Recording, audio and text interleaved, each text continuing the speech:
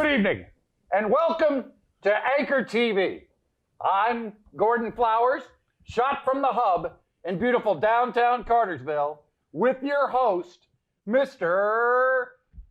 Bobby Lawrence. Hello, Bobby. How's it going, Gordon? I'm glad you asked. It's going really well. We have a guest today, Rebecca Hampton. Rebecca Hampton. Yep. Glad she's here. She's a cowgirl. Yep.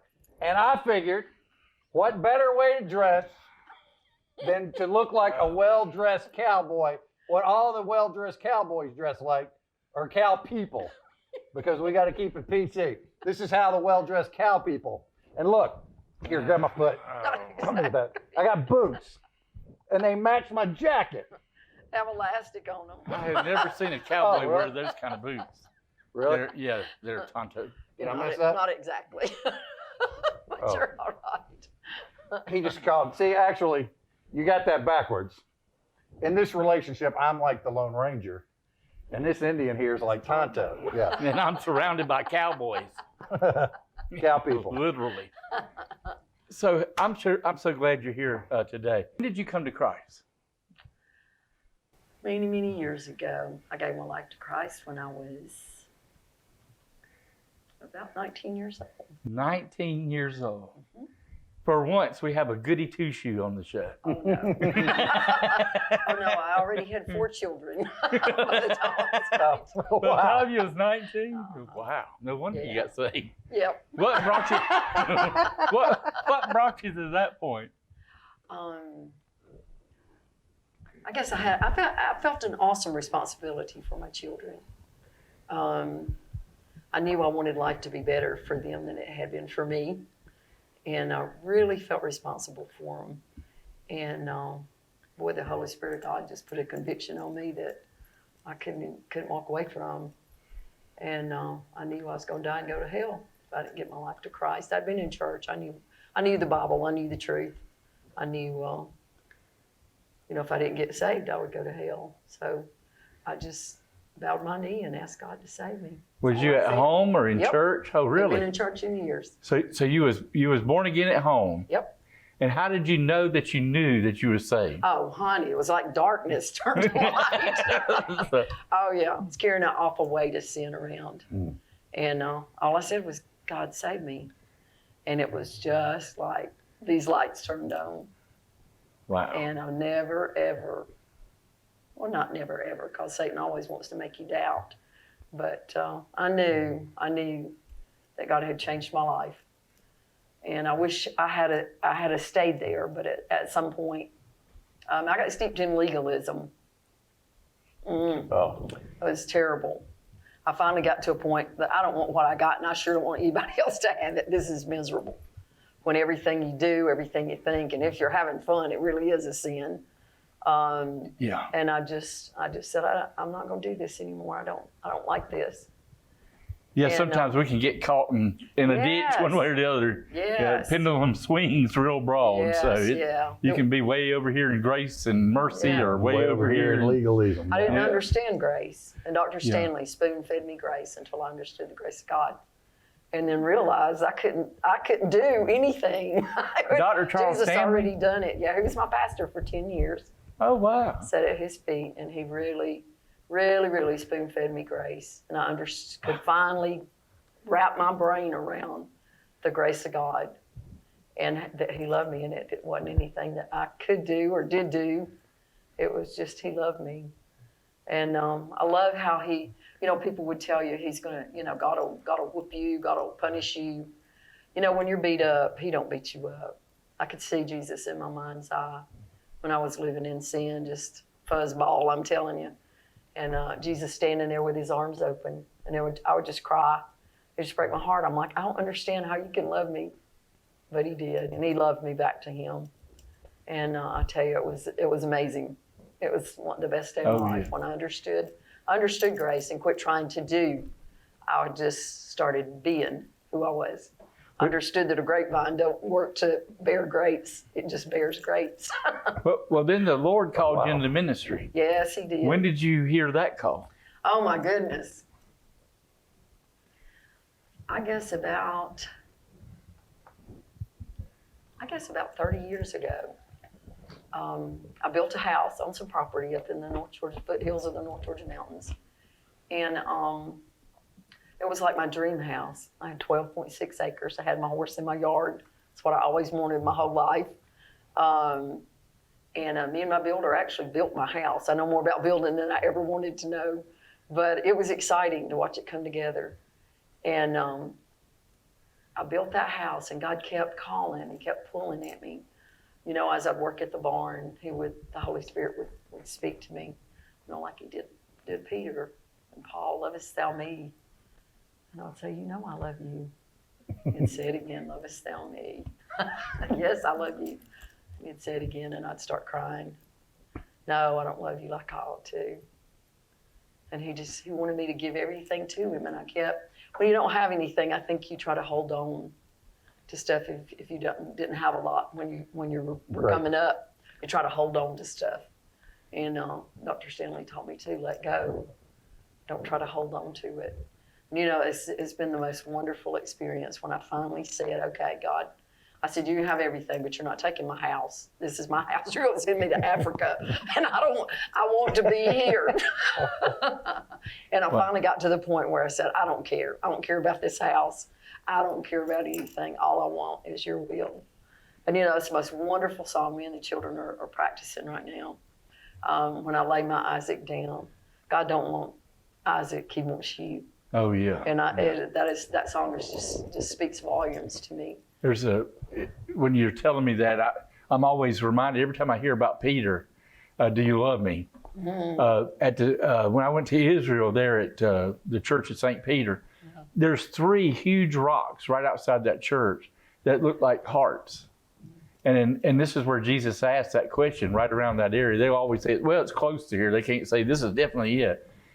And right outside there's these huge, it wasn't planted there. They were originally there, but they look like heart shaped. There's 3 of them. And every time I hear Peter's story, it always reminds me of that. So that's really good. So what did you feel like he was calling you to do?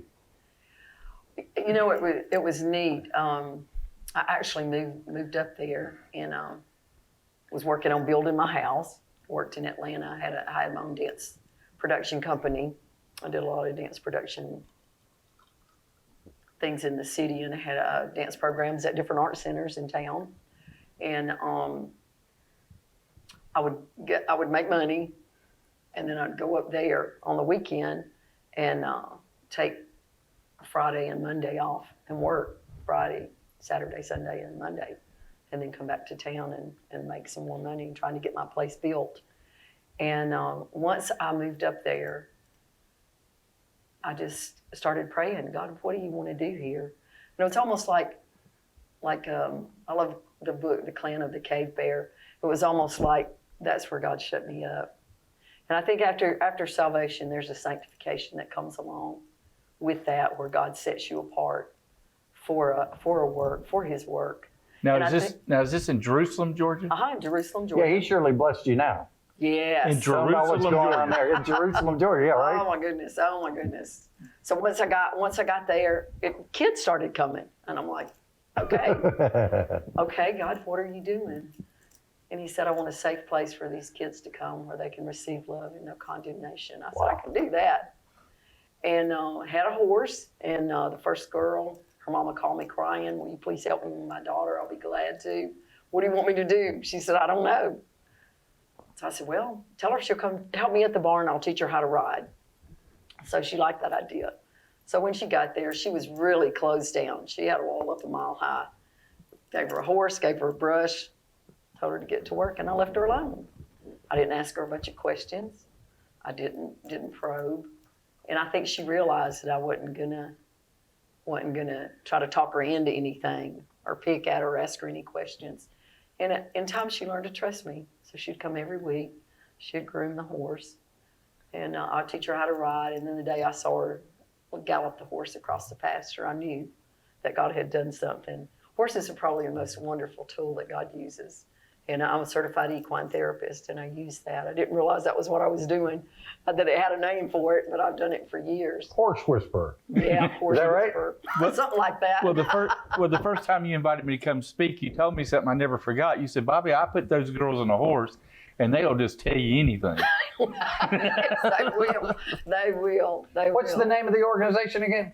Well, we have the first thing I started was the ranch, the Ranch of Hope and Healing. Ranch of Hope and Healing. That's right. And then 13 years ago, we started the Cowboy Church in Jerusalem. Yeah. Had so many kids, I couldn't get them all in the truck to take them to church. So God said Cowboy Church. I said, okay, what's that? So I He found always two in provides. Georgia. Yeah, I found two in Georgia and went and visited them. And it was amazing. I knew why I'd been created.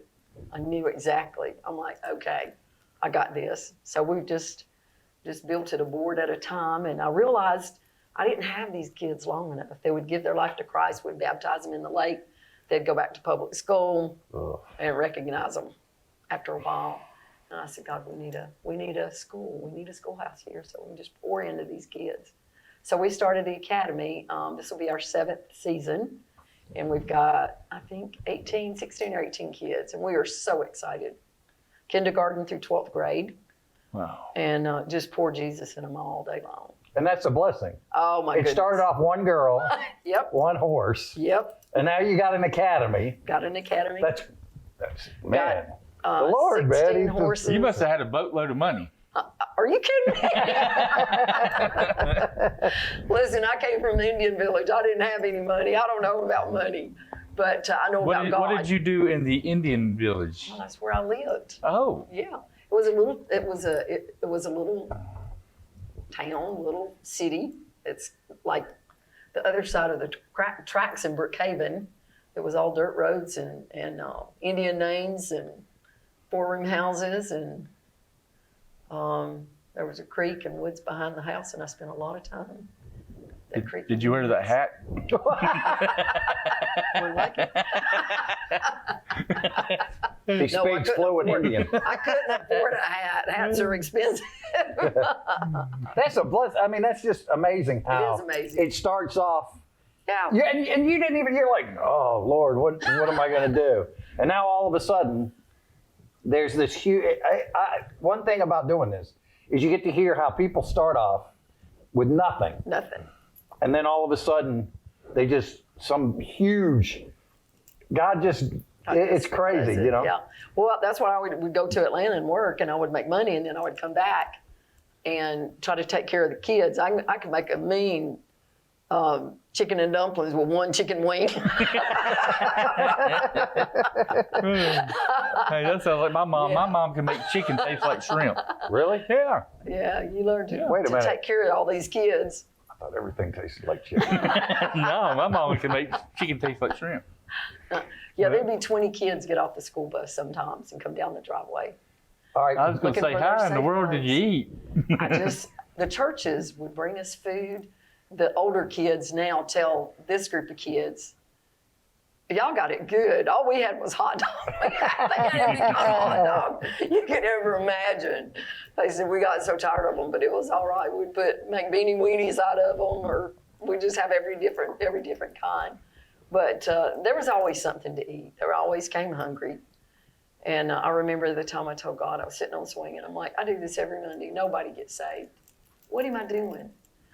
And I think God said, okay, I'll show you. I think 7 kids gave their life to Christ that month. And Wow. baptized them in the lake behind the ranch. Come through. Yeah, yeah. And the first little one looked up at me and said, Mr. Beck, I want you to baptize me. What a blessing. I'm like, my pastor, can I do that?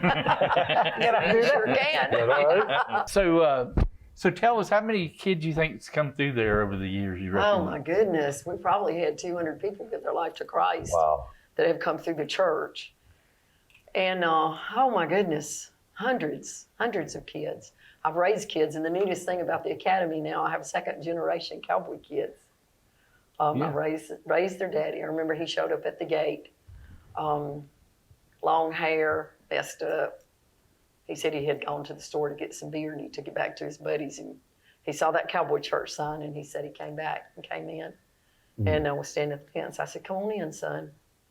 So he came in and sat down and gave his life to Christ that day. Wow. So what gave you the idea of having church on Saturday in the barn? Do you know, I didn't have a clue. I am like, unless they were just not Sunday morning people. The only way the kids got to go to school on Sunday morning is if I had them with me Saturday night and could get them up. Because it's kind of an area where they stay up all night and sleep all day.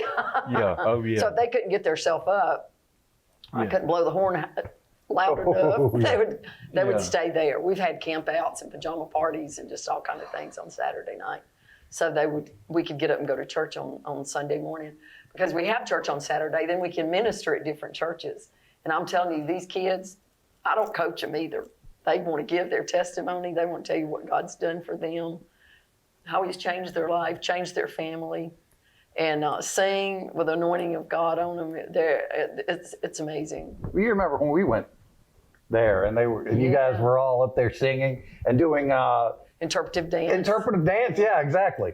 And you guys, it's like, because I've never been there before till then. And even though my family kind of grew up on a farm, I was never on the farm. You know, this was far removed from me. So when I saw all the girls riding up on horseback, Yep. and the little one, Yes. what's her name? Lily. Lily. On the little, yes. what is that, a pony? No, it's a miniature horse. A miniature horse. Okay, see, that's how much I know. And that's okay. On the pony. No, it's a miniature horse, dummy. But I was just like, that's awesome. And the girls were so, I mean, the Lord's doing some major things with that. And they were so, they were ecstatic to be there. Oh, yeah. And they weren't shy. Oh, no. You know, they were up there doing all their stuff. Well, they say Mr. Becca hands you the microphone. You just stand there. You got to say something. Yeah. It was amazing. I wanted to pray for Lily's horse because I don't think she got off of it till. No. Oh, Maybe- listen, he wore him out. She's graduated to a taller horse, now to a taller pony. He's we do have thinking- miniature horses and we have ponies. What's the difference? The miniature horses have, you can tell their legs are little, where ponies are more stocky and have bigger hooves, Okay. bigger legs. Well, Lily's horse is going. Yeah, right. I know. I think I'd get through that one. Yeah, I she wanna retire graduated at such an early age. And now she's barrel racing. She Wow. was on a big horse the other day and threw the rope and catched the dummy twice. The big kids are out there trying to catch. She just gets up there and catches. She's pretty amazing. She's all around little How old cowgirl. is she now? 5. 5 years old, and she's an expert horseman. Yeah, since she was Horsewoman. 3. Oh, she teaches the class when the little kids come in. I'll put her with the little kids and the ponies. Oh, she got the hoof up and the hoof pick, and she's telling them all about it, and oh, she loves it. That's amazing. She is But amazing. but that's not all you do. Oh no. So you have another ministry, Yes. right? You want to tell us about that one? Well, we have the ranch, of course, Right. and that's we have barrel lessons and roping lessons, and we go to the rodeos. We hand out water and cowboy Bibles, and then we have church at first, third, and fifth Saturdays of the month at 5 o'clock until the time changes. When the time changes, we go to 3, and we just have a great time back there in the barn behind the barn. In fact, people call me when the church is shut down because we're open, we're out. Wow, yeah, Are absolutely. y'all having church? I'm about to die. I said, I've "Yes, been there we a are." couple of times, Come and on. it's a lot of fun. It is fun. I've always enjoyed it. It is fun. And then we started this will be our 7th season for our academy at Double H Ranch. We started the academy, and I'm telling you, it was amazing to pour into these kids. They can quote chapters of scripture. We teach them scripture. We feed them. It's not just school. We teach them to brush their teeth, comb their hair.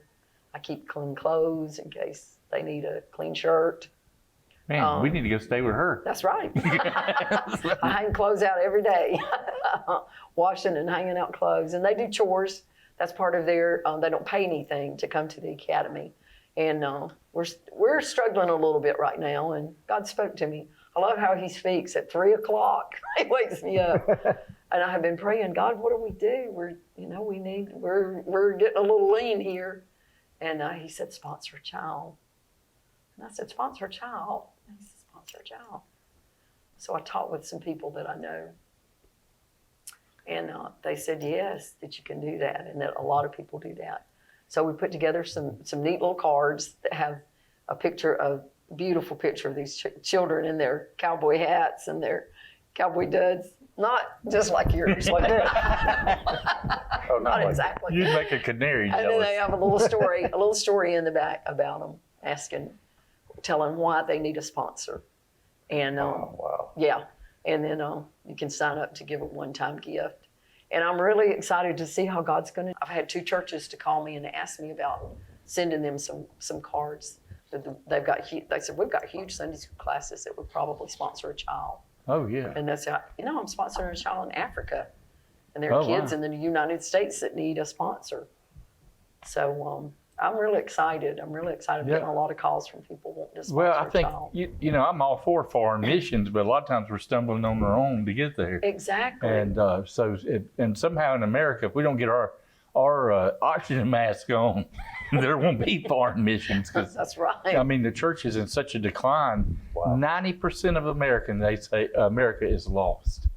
Wow. And all the church statistics are saying that now. North American Mission Board saying that. That's drastic. And it is drastic. And you know what? We kind of live in a bubble because I don't see that. These kids love God. They're excited about what they're doing. We tell people about Him. We try to. That's a good bubble. Win folks to Him. It's a great bubble. It's a good bubble to be in. So the Cowboy Church is happening. Yeah. And it's just been amazing to just watch God and these kids. They love church. They would just absolutely come apart if I said we weren't going to church today. Right. So when we were ministering on Sundays and the churches shut down, we didn't have any to minister at. We got dressed, got on our horses, got our Bibles, and went out in the woods and had church online for the people that were watching. And we did start doing online services. We were few in number, so I said, well, let's just try to do that. So we did that, and I heard from people in Cape Town, South Africa, Norway, Ireland, Switzerland, Mexico, all over the United States, thanking us for sharing. I was amazed at all the different people that we touched in the different countries. So we weren't shut down. We just really opened us up. Oh, wow. Well, hey, we just got a few minutes, and we got girls and little boys that watch that are hurting in all kinds of ways. I mean, from, some of the, and if there's something you could say to give them a word of hope, just feel free, look at the camera and talk directly to them. What do you think the Lord would say to them? Oh, precious, precious children. I wish you were at Cowboy Church in Jerusalem. Mr. Beckett would hug you and encourage you, let you know that, sometimes, and I tell my children that, sometimes you have to walk through a hard place, but God's going to use that hard place to make you who He wants you to be and what He wants you to be. And don't ever give up and don't ever lose hope. Every day is a new beginning. I don't care how bad you've been today. You just ask God to forgive you, and He erases that board, and you just start over tomorrow with a new day. So don't you ever give up. And if you ever get to the foothills of the North Georgia mountains, you come see us. We would love to meet you and minister to you. That's great. Hey, we still got a couple more minutes. Hey, and Gordon too. So what do you think the future looks like for the Cowboy Church? What's your?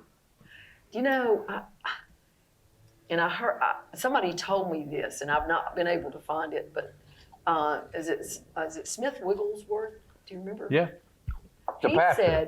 He said that revival would start with the men with the big hats. Really? Yeah. I forgot to bring one. They said it was a quote. So I'm like, okay, who wears big hats? Cowboys. Right. I would love for God. I don't care where He starts it, but I'd love for Him to start. Why not in Jerusalem? Cowboy Church. Why Right. not? I mean, think about it. The best place to start, I know right? it. And right down below us is Goshen Valley. That had to be a God thing. That had to be. Goshen Valley, are you serious? I'm serious as a heart attack. I didn't know that. Yeah. Right down the hill, down below us is Goshen Valley. You know who wears a big hat?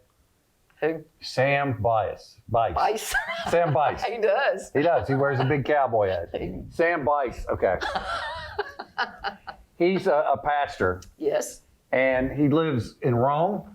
At Armurchie. Armurchie, where I graduated high Georgia, school. that is. After I got kicked out of 2 other high schools, I ended up at Armurchie. You know, people can see us in Italy. Armurchie, Georgia. And he's a pastor at Living Waters. Living Waters. Yep. All right, so there's your shout out. I told you I was Shout gonna. out, Sam. That's for you, Sam. I'm just trying to bring everybody involved. Have you ever heard of One for Israel? One for Israel. Yes. No, I hadn't. One for Israel they're based in Israel, and they preach the gospel to all those guys out in Israel, in Israel, and they get a lot of flack, but they really share the gospel to all the people who need to hear it. You know what I mean? And so I just want to give a shout out to those guys. So One for Israel, who lives in Israel, not Israel, Georgia, Israel. So One for Israel. One for Israel. Well, let me ask you this. If somebody wanted to contact you or wanted to support your ministry or sponsor a child, how could they get in touch with you?